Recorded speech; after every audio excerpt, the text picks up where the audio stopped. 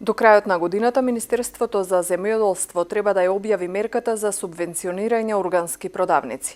Ова според министерот Трајан Димковски е една од сет мерките кои ги водат земјоделските власти за развој на приоритетната област на македонскиот аграр, органското производство.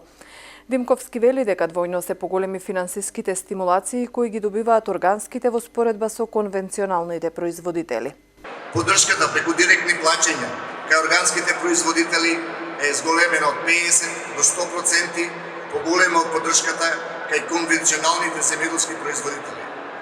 Се поддржува и процесот на сертификација во висина од 50%. По одржувањето и откупот и извозот на органските производи.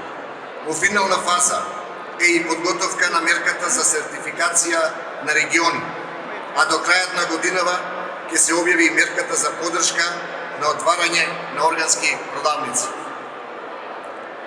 Го поддржуваме и извозот на органските производи преку финансирање на учество на нашите бизниси на најголемите саеми за органско производство во светот, како што е Биофак во Германија.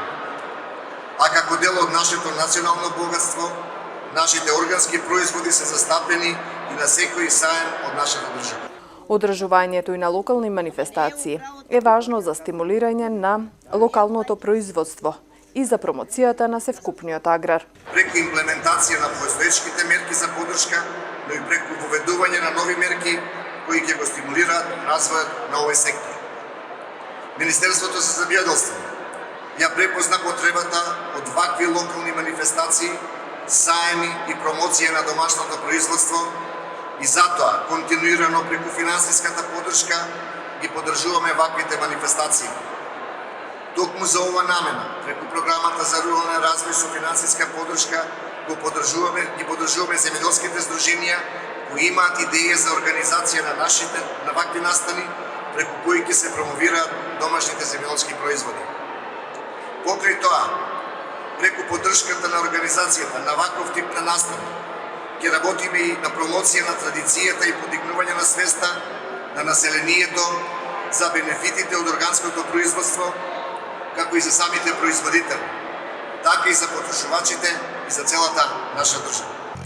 Растечката потреба за храна доведе до развој на земјоделството, првенствено потпирајќи се на примена на хемиски средства и механизација.